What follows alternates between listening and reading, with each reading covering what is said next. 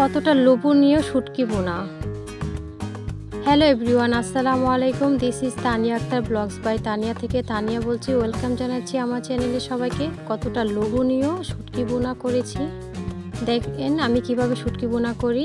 আমি 6টার মতো পোয়া শুটকি নিয়েছি।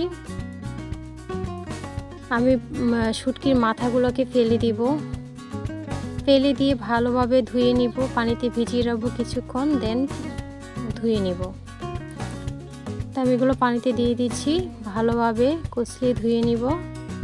যখন পানিতে ভিজিয়ে রাখা হবে তখন একটু নরম সফট হয়ে যাবে। আমি বারবার পানি চেঞ্জ করে ধুয়ে নিচ্ছি। শুটকিটাকে অনেক ভালোভাবে ধুয়ে নিতে হবে। এখানে আমি 10-15 মতো মরিচ নিয়েছি, শুকনো মরিচ, এগুলো পানিতে ভিজিয়ে রেখেছি। ভিজিয়ে রাখলে একটু নরম সফট হবে, বেটে নিতে বা ব্লেন্ডার করতে খুব সহজ হয়ে যায়। কতগুলো রসুন ছিলে নিয়েছি, পেঁয়াজ কেটে নিয়েছি, সবগুলো রেডি করছি আস্তে আস্তে করে। এখন আমার শুটকিটা কমপ্লিট হয়ে গেছে ধোয়া, আমি তুলে নিব পানি থেকে। কতটা সুন্দরভাবে পরিষ্কার হয়েছে আমার শুটকিটা। পোয়া শুটকির মাছের ভর্তা বোনাটা অনেক মজা হয়, খুবই ভালো লাগে। এখন আমি শুটকিটাকে বেটে নিয়েছি, মরিচটাকে বেটে নিয়েছি, আর পেঁয়াজ রসুনকে আদো করে ভেঙে নিয়েছি। এখন চুলাতে চলে গেলাম, কড়াইতে তেল দিয়ে নিয়েছি পরিমাণ মতো। তেলটা গরম হয়ে আসলে আমি মরিচটাকে দিয়ে দিব, মরিচ বাটা। আপনারা চাইলে ব্লেন্ডারও ব্লেন্ড করে নিতে পারেন, আমি পাটায় বেটে নিয়েছি সবগুলো। এখন দিয়ে দিলাম শুটকি বাটাটা। শুটকিটাকে কাটা সরিয়ে দেন আমি বেটে নিয়েছি, যাতে ভর্তার মধ্যে কোনো কাটা না থাকে। আমি শুটকি এবং মরিচটাকে তেলের সঙ্গে ভালোভাবে ভেজে নিব। দেখেন এখন অনবরত নেড়ে ভালোভাবে ভেজে নিতে হবে। এই পর্যায়ে দিয়ে দেবো অল্প একটু পানি, সামান্য পরিমাণ পানি দিব। পানি দিয়ে শুটকি এবং মরিচটাকে কষিয়ে নিব। এখন দিয়ে দিব সামান্য পরিমাণ লবণ, এটা স্বাদ মতো। সামান্য একটু হলুদের গুঁড়া দিব, আর দিব সামান্য একটু মরিচের গুঁড়া।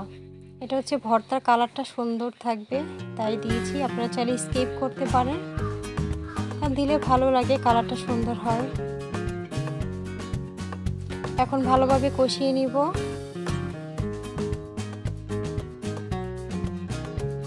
এই পর্যায়ে অনবরত নাড়তে হবে, যেহেতু পানিটা শুকিয়ে গিয়েছে, আমার আস্তে আস্তে তেলটা বেশি উঠেছে। তার মানে আমি এই পর্যায়ে দিয়ে দিলাম পেঁয়াজ রসুনের মিশ্রণটা। পেঁয়াজটাও আদা ভাঙা করে নিয়েছি, একটু পাটায় ছেঁচে নিয়েছি, রসুনটাকেও হালকাভাবে ছেঁচে নিয়েছি। এইভাবে করলে ভর্তাটা খুবই মজার হয়, দারুণ লাগে খেতে। আপনারা অবশ্যই এইভাবে খেয়ে দেখবেন, খুবই ভালো লাগে। শুটকির এবং রসুনের যে স্মেলটা খুবই মজা হয়, চেটেপুটে ভাত খাওয়া যায়, একদম লোভনীয় হয়। আপনারা অবশ্যই এইভাবে এই রেসিপি ফলো করে খেয়ে দেখবেন, খুব ভালো লাগবে। এখন সামান্য পরিমাণ একটু পানি দিয়েছি, যাতে পেঁয়াজ এবং রসুন সিদ্ধ হয়ে যায়। আর পানি অ্যাড করব না, এটার মধ্যে আমি পুরোটা ভর্তা করে নেব। এখন আমি ঢাকনা দিয়ে ঢেকে দিব 5 মিনিটের জন্য।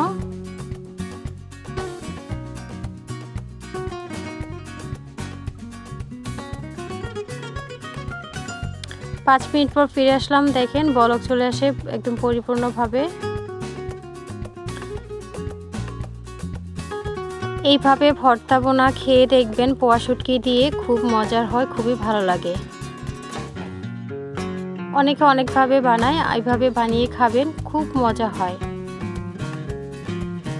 চেটেপুটে ভাত খেতে পারবেন, মাশাআল্লাহ। এখন একটু অনবরত নাড়তে হবে, খেয়াল রাখতে হবে যাতে পেঁয়াজগুলো একদম গলে না যায়, কারণ পানির পরিমাণটা একটু সামান্য দিবেন, বেশি দিবেন না, বেশি দিলে একদম বেশি সিদ্ধ হয়ে যাবে।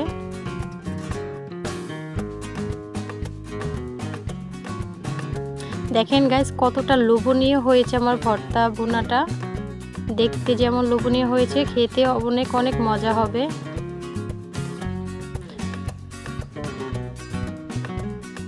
এখন আমার পানিটা শুকিয়ে গেছে। এখন আমি তেলের মধ্যে ভাজা ভাজা করে তুলে নিব।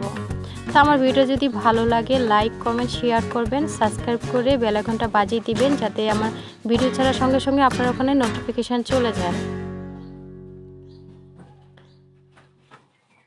এখন অনবরত নেড়ে একদম ভাজা ভাজা করে নিব, লাল লাল করে। This is my final look. আমি একটা সার্ভিং ডিশে তুলে নিয়েছি। কতটা সুন্দর লোভনীয় হয়েছে আমার ক্যামেরাতে ভালোভাবে বোঝা যাচ্ছে না। অনেক অনেক সুন্দর হয়েছে, খুবই লোভনীয়। এভাবে অবশ্যই আপনারা খাবেন, খুব খুব ভালো লাগবে।